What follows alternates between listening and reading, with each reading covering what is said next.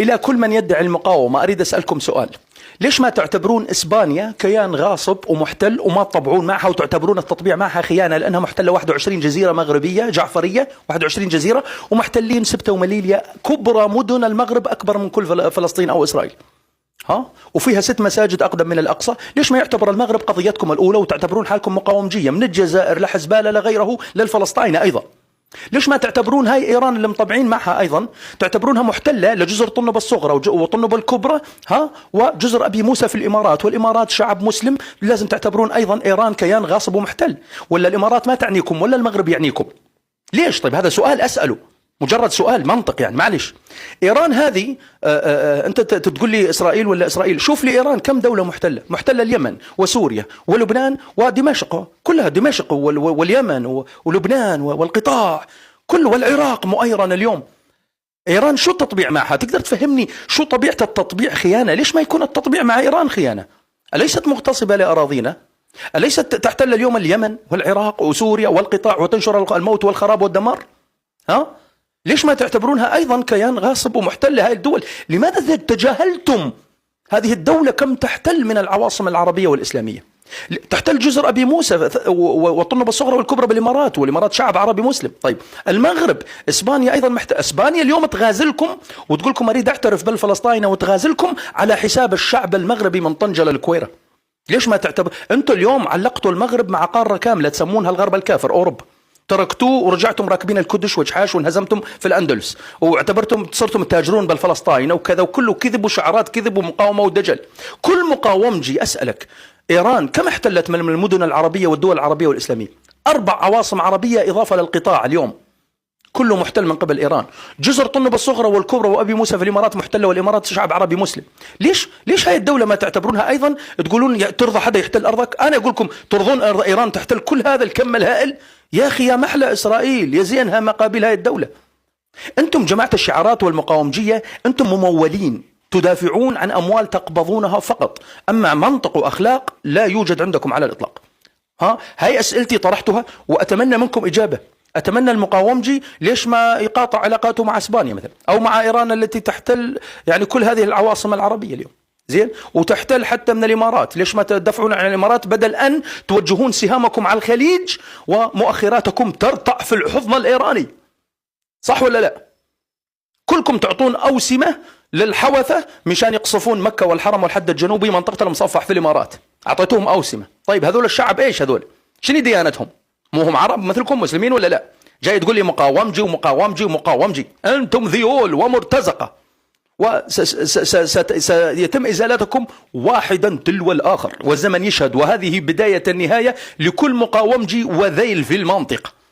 خلاص، ما عندكم مبدأ، ما عندكم منطق، ما عندكم أخلاق. لا، ويسمون من يحتل اليمن وسوريا ولبنان والعراق يسمونه شهيد الكدش وشهيد المكدوش، وما أدري صراحة أنتم من ربكم؟ من دينكم؟ لمن تتبعون؟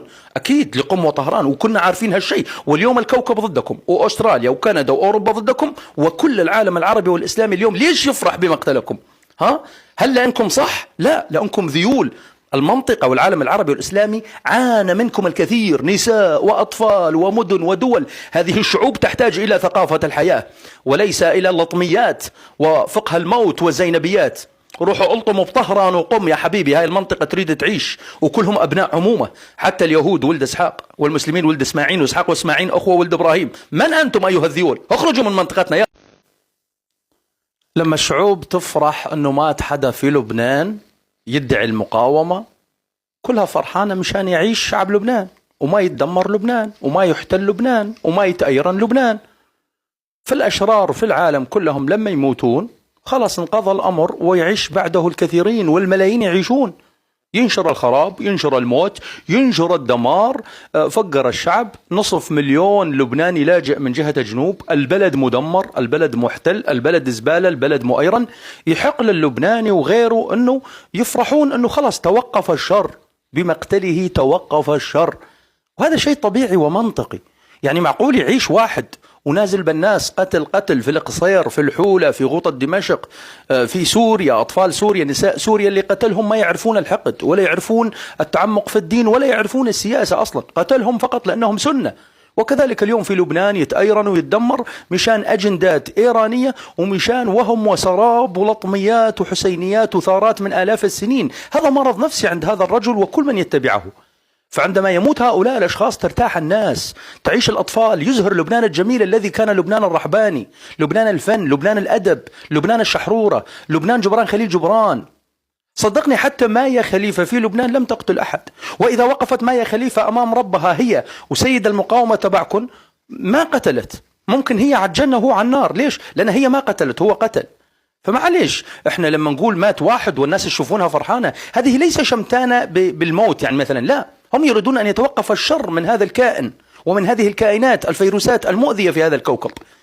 معليش طبعا هذا شيء طبيعي. اليوم رح يعيش لبنان ورح يعيش اللبنانيين ورح ينتعش الاقتصاد، وسيزهر لبنان الفن الذي رعى الفن والأدب والثقافة والعلم، والسياحة توقفت، الآن ستعود السياحة، سيزدهر لبنان، سينتعش الاقتصاد، ستهدأ المنطقة من شروره اللي عبثية، قاد أمور عبثية أصلا خطر على الجميع، طبعا خطر وليس خير. وحتى الأرباب والأديان ولن تقبله لا دنيا ولا جنة ولا آخرة، ولن يقبله لا رب ولا رسول ولا حتى حسين يقبله أصلا. فمعليش أنتوا اليوم تفكرون لما واحد يموت يقول لك أنتوا شمتانين بالموت لا يا حبيبي، لا يا حبيبي، قتلتوا ناس ما تعرف الحقد، قتلتوا ناس بسكاكين أصلا ما كانت تعرف السياسة، فقط لأنهم أولاد ناس سنة مثلا. ونفس الشيء في لبنان، بلد تدمر مشان إيش؟ مشان أجندات لأحقاد قديمة تندرج تحت المرض النفسي. طبعا مشكلة صارت معك من 1400 سنة لليوم ما حليتها، ما لقيت لها حل. شو التخلف، شو الجهل، شو العربدة. المنطقة كلها ارتاحت اليوم. قتل لبنان، ذبح لبنان، قتل اقتصادهم، قتلت ابتسامتهم، قتل المستقبل اللبناني لأولاد لبنان. هذا كله ما يعني لكم إلا مقتل شخص واحد يعني لكم. أول مرة أشوف بلد يتدمر ويقتل مئات الآلاف والملايين من أجل شخص زعلان أو شخص حاطط عمامة يقول لك أنا صح والآخرين غلط، وكل فكره لا أخلاق، ولا يوزع شوكولاتة ولا يوزع زهور ولا يوزع حب ولا سلام، يوزع قتل في كل المناطق. طبعا توقف الشر بمقتله، توقف الشر وسيرجع لبنان، لبنان الفن والأدب والفرح والبسط والابتسامة. لبنان حتى يعني كان جميلا، كان رائعا، كان سويسرا الشرق، كان عظيم.